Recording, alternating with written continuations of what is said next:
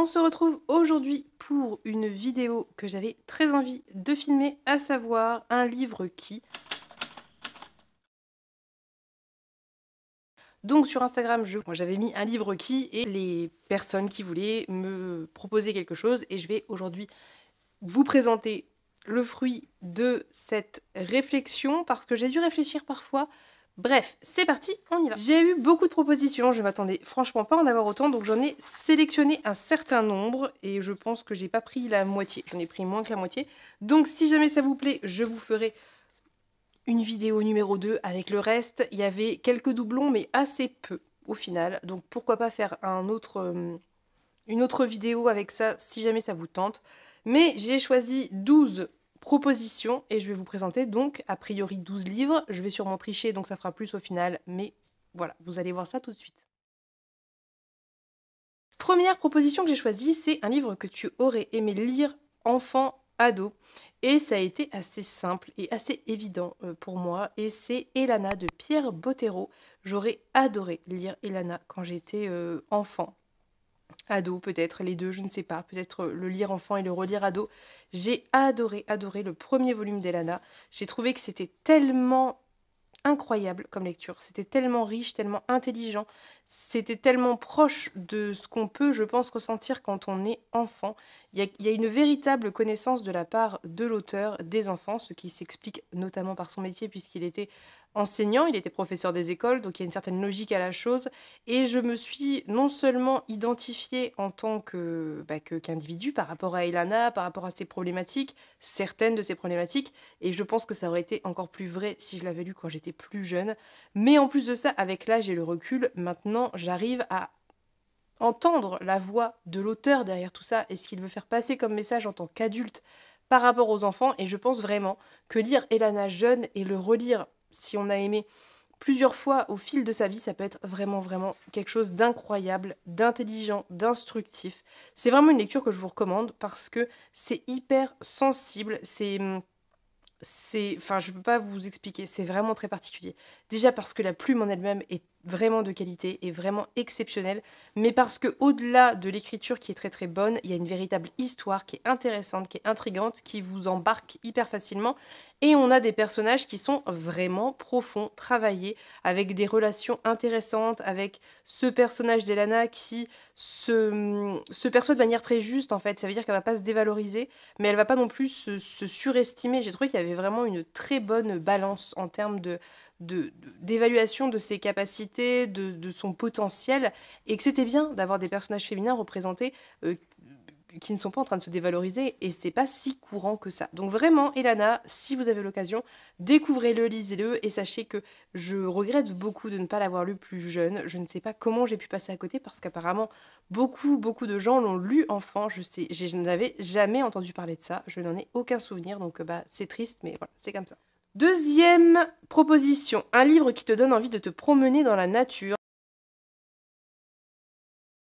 Et là, ça va peut-être vous surprendre, je ne sais pas. Parce que j'ai choisi de vous présenter un post-apo. Oui, tout à fait.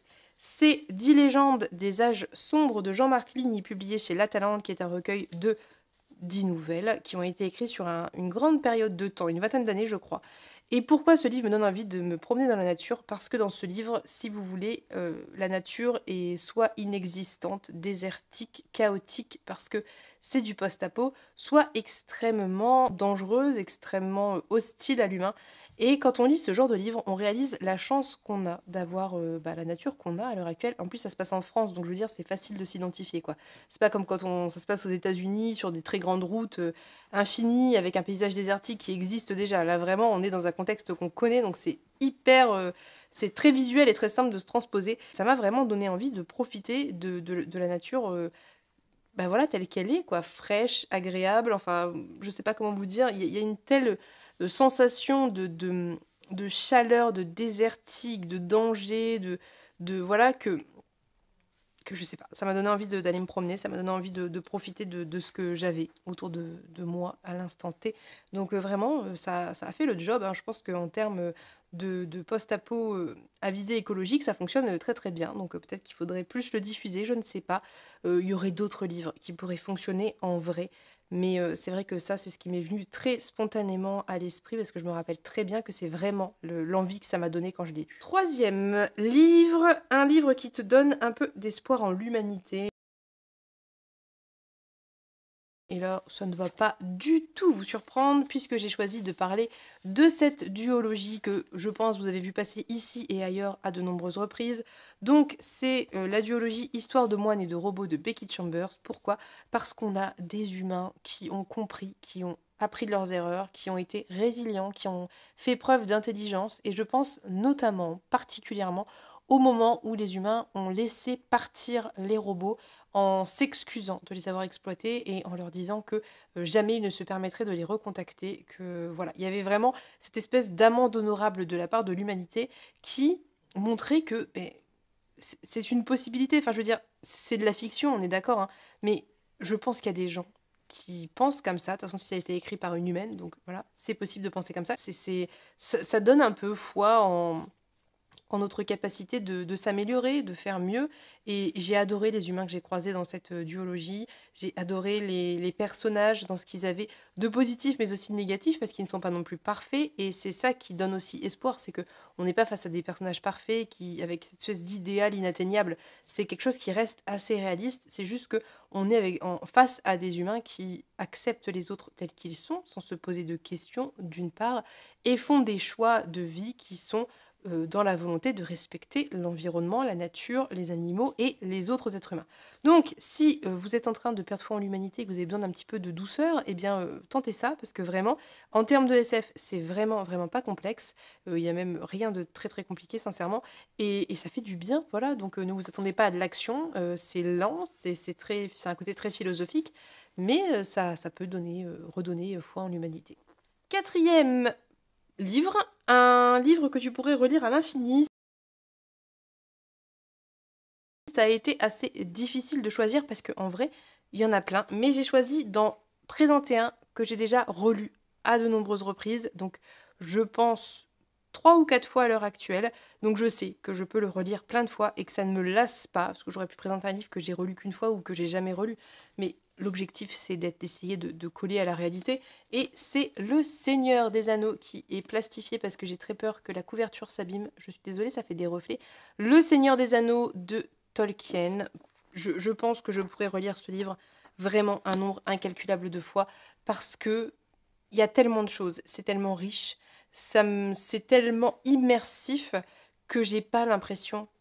Enfin, je sais ce qui va se passer, mais j'ai pas cette impression d'ennui qu'on peut avoir parfois quand on relit des choses trop basiques, trop simples. Là, il y a à la fois l'ambiance qui m'embarque, la beauté des mots, le travail d'écriture qui m'embarque, et en plus de ça, la quête et l'aventure. Donc j'ai présenté celui-ci, mais en fait c'est la trilogie de manière générale.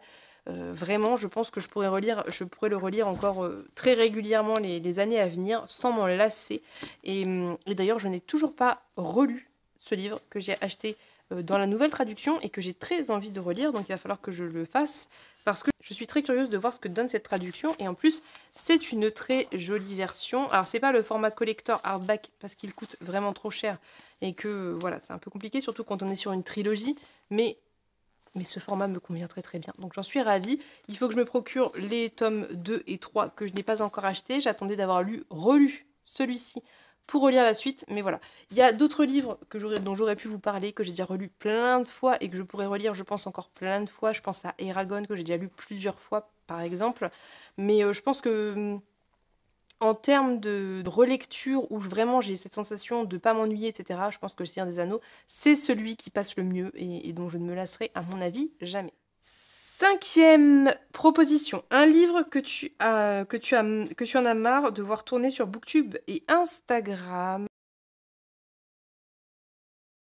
Alors là, je vais pas me faire des copains, mais en même temps, c'est un peu le principe. C'est pas contre le livre en soi, c'est juste que vraiment, j'en peux plus de le voir passer.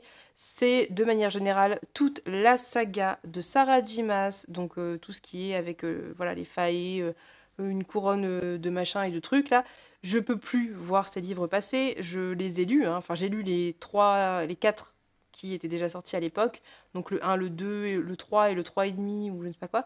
depuis le quatrième est sorti, je ne le lirai pas. Je n'ai plus du tout envie de le lire. Et je pense que même si j'avais encore eu envie, rien que le fait de le voir autant passer partout, ça m'en aurait dégoûté. Je ne peux plus voir ces livres passer. Je peux, enfin voilà, c'est pas que j'ai quelque chose en particulier contre ces livres, c'est juste qu'on les voit trop et que je pense que j'ai fait une overdose. Voilà, au même titre que il y a un certain temps c'était Twilight, et ben là, à l'heure actuelle, c'est Sarah Dimas. Voilà, j'en ai marre de voir passer ces livres partout. En plus, il y a Kelana aussi avec ses What 1000 tomes. Donc, non, vraiment, j'en ai marre. Je pense que le prochain qui risque de rentrer dans cette catégorie, ça va être Force Wings parce qu'il commence à être partout aussi et que je l'ai pas lu. Il n'a même pas encore été traduit, que j'en ai déjà marre. Donc voilà, on est sur ces deux-là. Je vous avoue que vraiment, j'aimerais bien voir autre chose. Et encore, je suis pas tant de comptes sur Insta et sur YouTube de personnes qui lisent ce genre de livres. Donc j'imagine même pas si je ne suivais que des gens qui lisaient de la romantasy et compagnie, je pense que je serais en overdose totale. Donc voilà, je ne sais pas. Dites-moi, vous, quel est le livre que vous ne voulez plus voir passer sur les réseaux sociaux parce que vous saturez. Sixième proposition, un livre qui te donne envie de danser. Alors, je l'ai sélectionné parce que c'est une question qui m'a mise un peu en difficulté dans la mesure où je suis quelqu'un qui aime bien danser, qui aime bien faire des petits mouvements comme ça, voilà, ça me fait rigoler.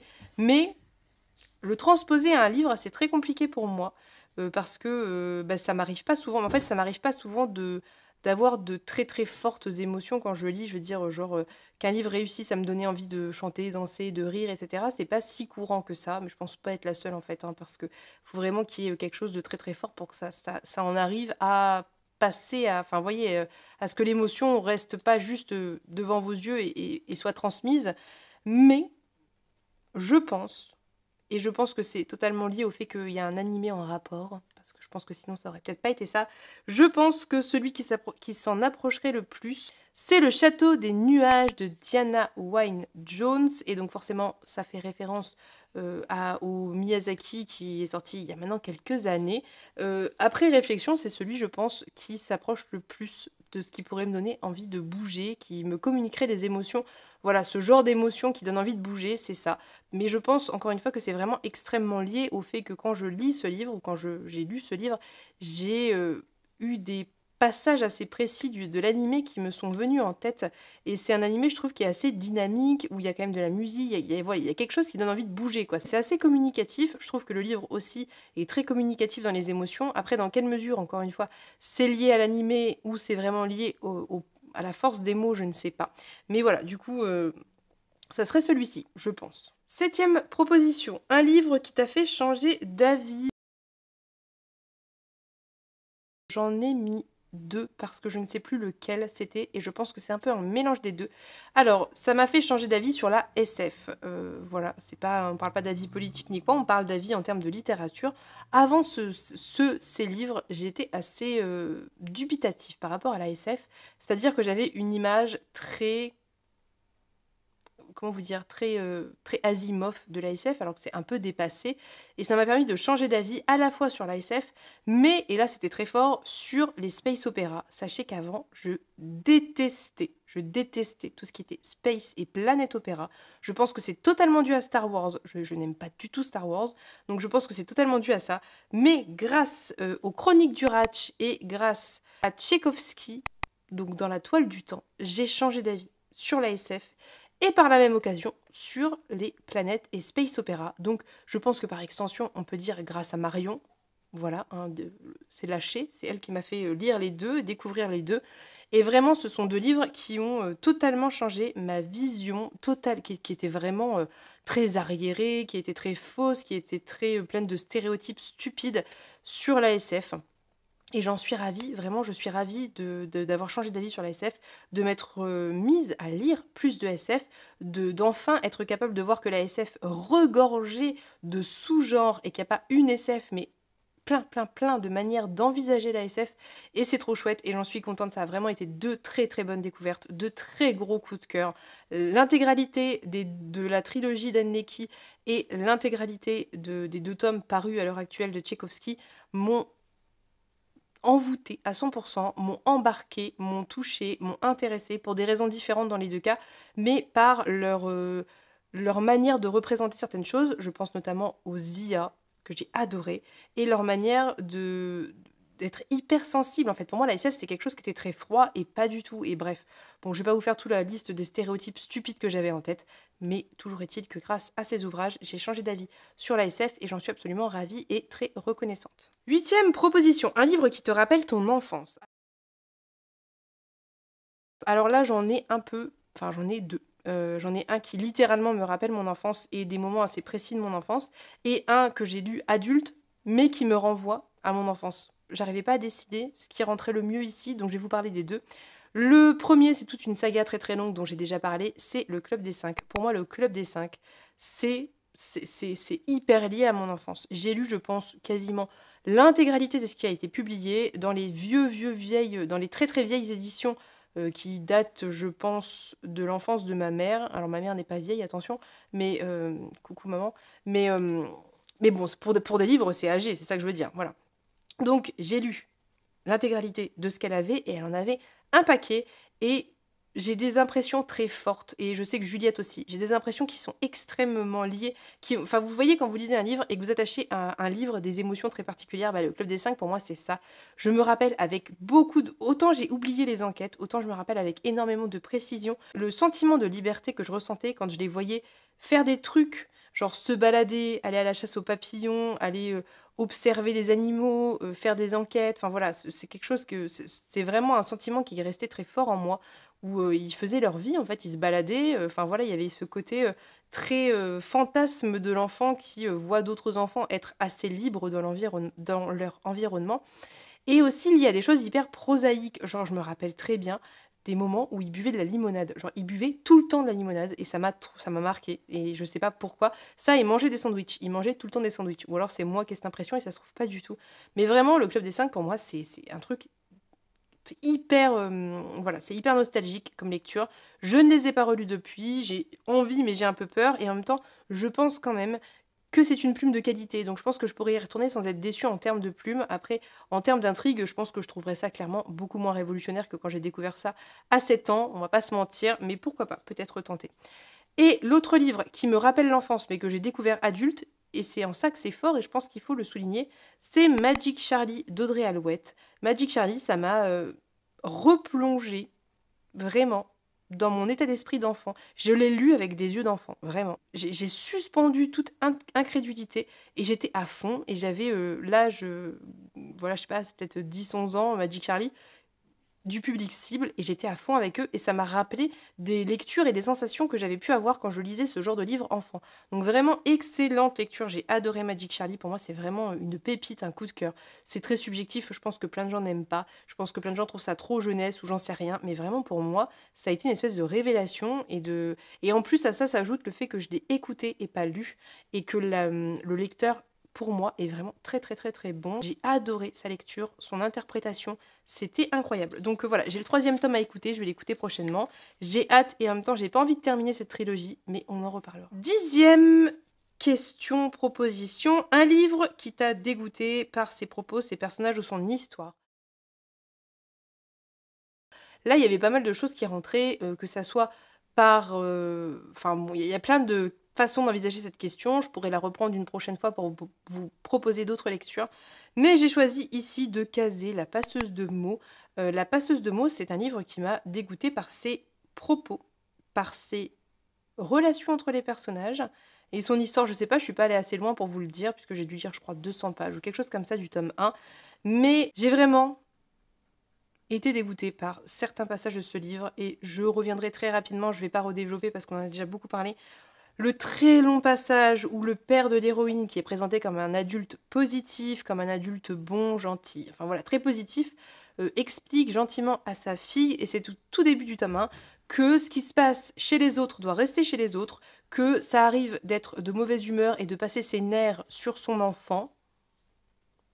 Non, enfin voilà, il y a eu tout un passage. C'était long, je sais pas en physique combien de temps ça dure, mais vraiment, j'ai eu ce sentiment que c'était infini et qu'il n'arrêtait pas d'excuser la violence qu'avait commis le roi du royaume sur son fils. Et c'était tellement gênant, tellement long, et ça m'a tellement écœurée. Et je vous garantis que quand vous lisez ça au début d'un livre, vous avez déjà un regard très biaisé sur ce qui va arriver ensuite. Donc voilà, pour moi, vraiment, voilà, c'est pas possible. Donc voilà. On n'en reparlera pas plus, mais sachez que je ne pouvais pas ne pas parler de ça parce que je pense que dans mes dernières lectures, c'est un de ceux qui m'a le plus marqué. Et on est sur du dégoût, là, pour le coup, plutôt figuratif. Mais voilà. Ensuite, Le livre qui t'a fait le plus lever les yeux au ciel, et c'est Rose éternelle d'Ophélie Duchemin. Qu'est-ce que j'ai pu lever les yeux au ciel en lisant ce livre? Et il y en a plein d'autres, hein. J'aurais pu parler aussi du Margaret Rogerson, là, comment ça s'appelle machin of Thorn, Sorcery of Thorn, peut-être un peu moins que Rose éternelle. Je pense que c'est pour ça que c'est Rose éternelle qui se retrouve ici. Qu'est-ce que j'ai pu lever les yeux au ciel en lisant Rose éternelle? Qu'est-ce que j'ai trouvé ça cliché? Je suis désolée si vous l'avez aimé. Je conçois qu'on ait aimé. Je pense que vraiment, en termes d'univers, il y avait beaucoup de très bonnes idées, mais c'était trop cliché dans comment vous dire, dans la réalisation pour moi, dans la manière dont est présenté le personnage principal, dans ses interactions, etc. C'était trop cliché, vraiment. Et je me rappelle plus très bien de ce qui s'est passé, je me rappelle plus très bien de ma lecture, mais je me rappelle avoir soupiré et levé les yeux au ciel beaucoup, beaucoup de fois. Je l'ai pas fini, je l'ai abandonné, mais je crois que j'avais lu quand même la moitié, ou peut-être même plus de la moitié. Et voilà, c'est quelque chose qui m'est resté, c'est cette impression de, voilà, je sais pas, je peux pas vous le dire autrement. C'est pas pour moi. Voilà, tout simplement. C'est pas pour moi, c'est comme ça, c'est pas grave. Si ça vous a plu, bah tant mieux. Si ça vous fait envie, tant mieux. Il n'y a pas de souci. Moi, ça ne me pose pas de problème. Je vais juste pas le lire, pas le relire, pas continuer, puis c'est tout, quoi. Ensuite, un livre qui restera à tout jamais gravé dans ta mémoire. Là, j'aurais pu recaser Elana, mais on va pas le faire parce que on va essayer d'être original. Et il y en a un autre qui m'est venu tout de suite à l'esprit. C'est Les oiseaux du temps d'Amal El Motar et Max Gladstone, qui est un livre publié chez Mu et qui m'a laissé une impression tellement, tellement, tellement, tellement forte, tellement puissante, tellement... je ne peux pas vous dire. Ce livre, il est très particulier, il est très perché. C'est Mu, donc c'est un peu perché.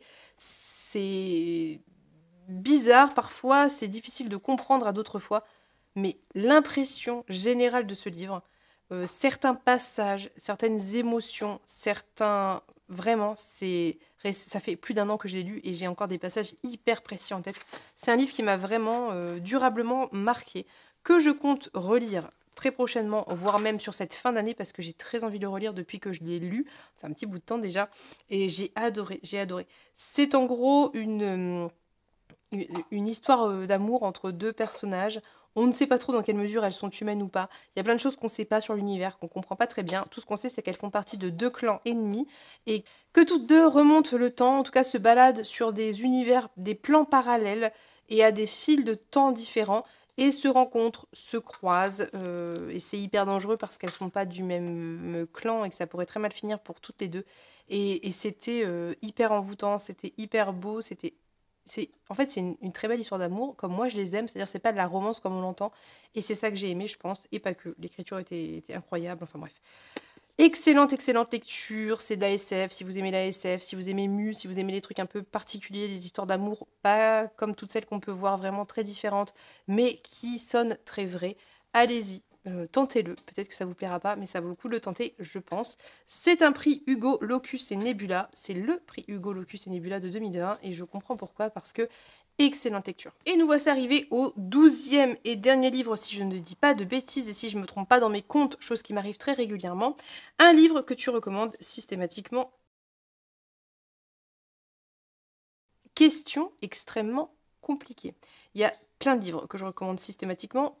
Ça dépend ce qu'on me demande. Voilà, il y a des livres de fantasy que je vais recommander, des livres classiques que je vais recommander. Comment choisir?